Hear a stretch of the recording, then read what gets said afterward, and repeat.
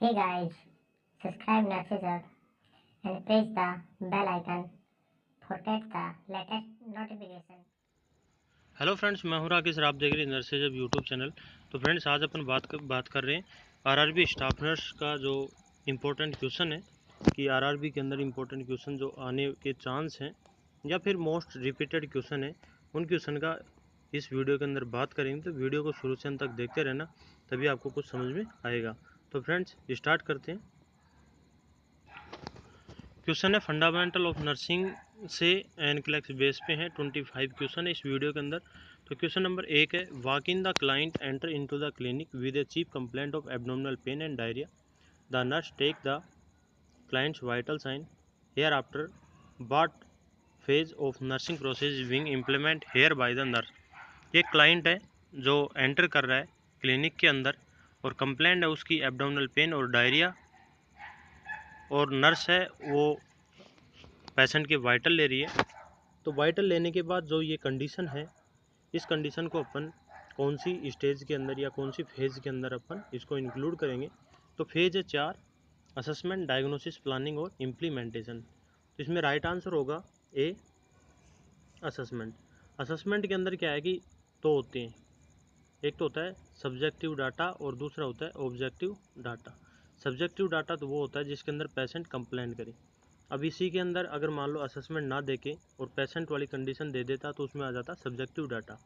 और जो nurse observe कर रही है, जैसे कि नर्स ने लिया है वाइटल साइन, तो वो आ जाएगा ऑब्जेक्टिव डाटा के अंदर। डायग्नोसिस क्या होगा, अगर मान लो उसको पेन है तो वो पेन किससे रिलेटेड है, ये हो जाएगा उसका डायग्नोसिस। प्लानिंग, प्लानिंग के अंदर अपन उसको क्या इम्प्लीमेंट कर रहे हैं या फिर क्या क्या जो सर्विस है वो प्रोवाइड कर रहे हैं, वो सारी चीज़ अपन इससे प्लानिंग के अंदर करेंगे। नेक्स्ट है इम्प्लीमेंटेशन। अपन ने प्लानिंग कर लिया, प्लानिंग को अपन ने कितना इम्प्लीमेंट किया या कितना उसके ऊपर अप्लाई किया, वो सभी इम्प्लीमेंटेशन के अंदर काउंट हो जाएगा। तो इसके अंदर राइट आंसर है असेसमेंट। तो ये सभी इसका जो एक्सप्लेनेशन था मैंने अभी समझाया था। नेक्स्ट है question number 2। A 5-year-old child is admitted to the hospital for the heart surgery to repair the tetralogy of Fallot. The nursing officer reviews the child's record and notes that the child has clubbing finger. The nursing officer understands that the clubbing is the most likely caused by। इसका क्या है कि एक 5 साल का जो बच्चा है एडमिट हुआ है हॉस्पिटल के अंदर और उसकी सर्जरी होने वाली है हार्ट की। तो हार्ट में है उसको टेट्रालॉजी ऑफ फैलोट। तो जो नर्सिंग ऑफिसर है वो देख रहा है और चाइल्ड का जो रिकॉर्ड कर रहा है कि उसके अंदर क्लेविंग फिंगर है। तो क्लेविंग जो फिंगर है वो जो क्या कोज करता है। तो आपने जब कुछ क्वेश्चन देखते होंगे, उसके अंदर आपको प्री ऑपरेटिव जो सर्जरी होती है उसके अंदर आपने देखा होगा कि जो कोई फीमेल होती है उसके नेल्स पॉलिश होती है, उसको रिमूव क्यों करवाते हैं, क्योंकि साइनोसिस चेक करने के लिए। और जो हाइपोक्सिया कंडीशन है वो भी उसके अंदर पता चल जाता है। साइनोसिस की जो कंडीशन होती है, नेल पॉलिश को रिमूव करवा देते हैं बिफोर सर्जरी। तो इसके अंदर जो राइट आंसर होगा, राइट आंसर तो होगा टिश्यू हाइपोक्सिया। ऑप्शन है chronic hypertension, delayed physical growth और डिस्ट्रक्शन ऑफ बोन मैरो। तो राइट आंसर हो गया इसमें ए, टिश्यू हाइपोक्सिया। नेक्स्ट है question number 3। Which of the following is the meaning of PRN। Option A है when advise, B immediately, C when required and D now. तो इसमें पूछा है कि PRN का मतलब क्या है। डॉक्टर जब प्रिस्क्रिप्शन लिखते हैं जो उसके अंदर लिख देते हैं OD, BD, स्टेट। तो ये क्वेश्चन है जो एब्रीवेशन से हर एग्ज़ाम के अंदर रिपीट होता है। काफ़ी बार जो क्वेश्चन आता है वो आता है स्टेट का, जो बहुत ही इम्पोर्टेंट है। तो अभी मैं आपसे इसके क्वेश्चन के अंदर दिया है PRN। तो PRN का जो राइट आंसर है वो है व्हेन रिक्वायर्ड।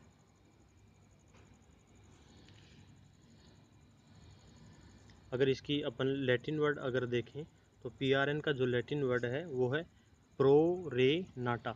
अगर मान लो क्वेश्चन के अंदर ये भी आ सकता है कि जो लैटिन वर्ड क्या है PRN का, तो वो है प्रोरेनाटा। नेक्स्ट है question number 4, A clients who is unconscious need frequent mouth care. When performing a mouth care, the best position of a client is। एक पेशेंट है, अनकॉन्शियस है, और उस अनकॉन्शियस पेशेंट की अपने को माउथ केयर करनी है। तो माउथ केयर करनी है तो उस दौरान अपन पेशेंट को कौन सी पोजीशन प्रोवाइड करेंगे। तो सबसे इम्पोर्टेंट है कि जो भी कोई अनकॉन्शियस जो पेशेंट होता है, अनकॉन्शियस जो पेशेंट की को अपन कोई भी कंडीशन हो, माउथ केयर हो या फिर फीडिंग करवा रहे हो, कैसी भी हो, अनकॉन्शियस पेशेंट को अपन हमेशा साइडलाइन पोजीशन देंगे। साइडलाइन पोजीशन इसलिए देंगे क्योंकि जो पेशेंट है वो एस्पायरेट कर सकता है। मान लो उसको वॉमिटिंग हो रही है या और भी कोई कंडीशन है, अगर अपन माउथ केयर कर रहे हैं तो कोई फ्लूड है, फ्लूड वगैरह एस्पायरेट करने के चांस हो जाते हैं। तो उस एस्पायरेशन को प्रिवेंट करने के लिए अपन ये जो साइडलाइन पोजीशन है प्रोवाइड करेंगे। नेक्स्ट है question number 5, it is describe as a collection of people who share some attributes of their life। Collection of people मतलब जो पब्लिक है वो एक तरीके से इकट्ठी हो गई, और अपन इसको बोल सकते हैं जैसे कि क्राउड, या फिर कलेक्शन ऑफ पीपल आपने कम्युनिटी के अंदर पढ़ा होगा, तो कलेक्शन ऑफ पीपल जो राइट आंसर है वो कम्युनिटी ही आएगा। फैमिली है उसके अंदर पीपल है वो कलेक्ट नहीं होते, जो कि कम्युनिटी के अंदर होते हैं। और साथ में इसमें दिया है share some attribute of their life, जो अपनी जो लाइफ है उसको, जो लाइफ को कैसे अपन को वो करना है उसको शेयर करते हैं। नेक्स्ट है question number 6, a nurse obtain a client pulse and found the rate to be above normal, the nurse document these finding. Question में पूछा है कि जो पल्स है वो इंक्रीज हो गई है above normal, clients pulse found above the normal. तो पल्स है वो अगर इंक्रीज है, इंक्रीज पल्स को अपन क्या बोलते हैं, टैकी कार्डिया। अगर डिक्रीज है तो अपन उसको बोलेंगे, और पल्स रेट अगर डिक्रीज है तो डिक्रीज पल्स रेट को अपन बोलेंगे ब्रेडी कार्डिया।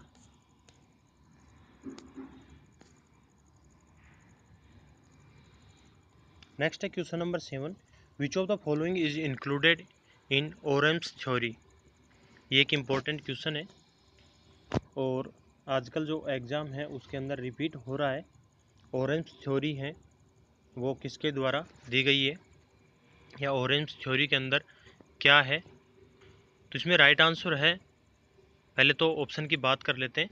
ऑप्शन है A maintenance of a sufficient intake of air, B self perception, C love and belongingness, and D physiologic need. तो राइट आंसर है ए इसके अंदर, maintenance of sufficient intake of air.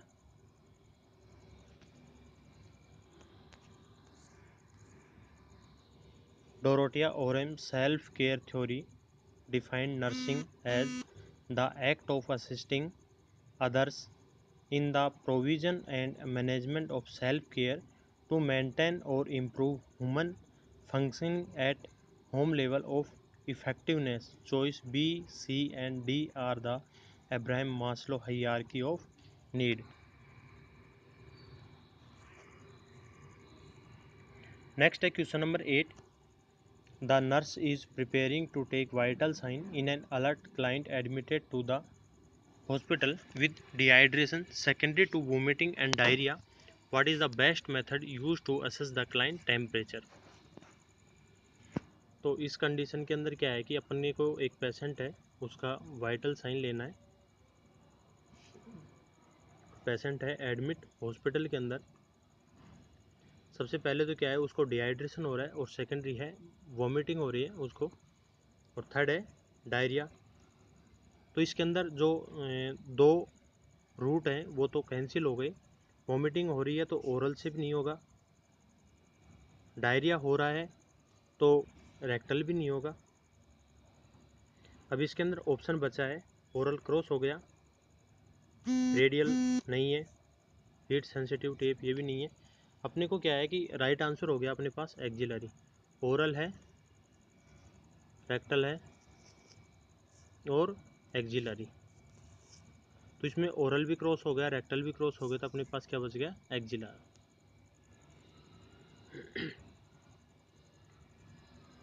Next है, which of the following is the nurse's role in the health promotion. Nurses का क्या role है health promotion के लिए?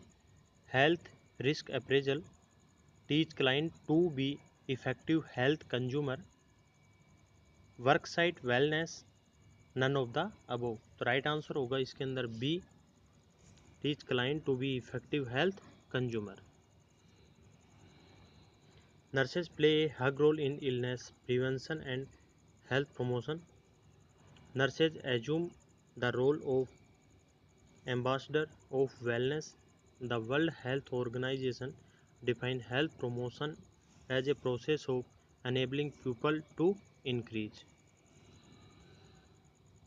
control over and to improve their health, 1986। Next है question number 10, the abbreviation of micro drop is. Micro drop का abbreviation क्या है?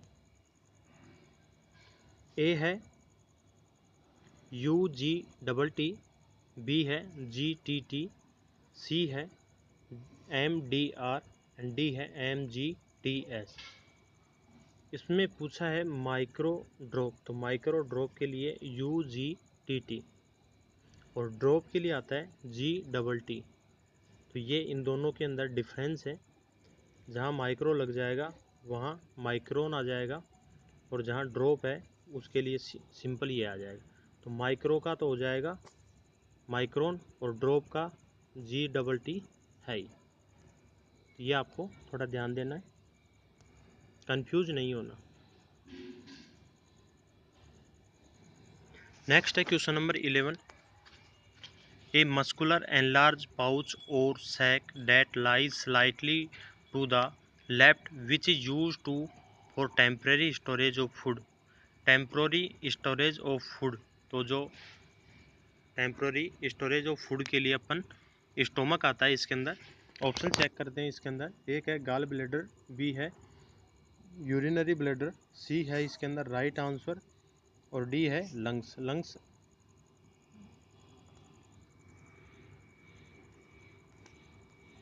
Next है question number 12, a client had oral surgery following a motor vehicle accident. The nurse assisting the client find the skin flushes and warm. Which of the following would be the best method to take the client's body temperature. एक patient है जिसकी oral surgery हो रही है, तो दो चीज़ें हैं। सबसे पहले एक इसके अंदर है कि बॉडी टेम्परेचर है और दूसरा है इसके अंदर ओरल सर्जरी। तो ओरल सर्जरी हो गया तो ओरल रूट है इसके अंदर कैंसिल हो गया। नेक्स्ट है, तो इसमें राइट आंसर हो गया axilla. Taking the temperature via the oral route is incorrect since the client has oral surgery. Choice C and D are unnecessary. Taking the temperature via the axilla is the most appropriate route. Next है question number 13, using the principle of standard precautions the nurse would wear gloves in what nursing intervention? A. Providing a back massage, B. Feeding a client, C. Providing hair care and D. Providing oral hygiene। Question में पूछा है precaution, standard precaution the nurse should wear gloves in what nursing intervention. Intervention कोई भी अपन चीज़ उसके ऊपर apply कर रहे हैं तो उस दौरान अपन जो ग्लव्स हैं वो कौन सी कंडीशन में अपन पहनेंगे। प्रोवाइडिंग ए बैक मसाज, तो इसके अंदर जो कंटामिनेशन का जो नहीं है। Feeding a client, providing hair care, providing oral hygiene. Oral hygiene के अंदर अपन जो ग्लव्स है वो अपन पहनेंगे।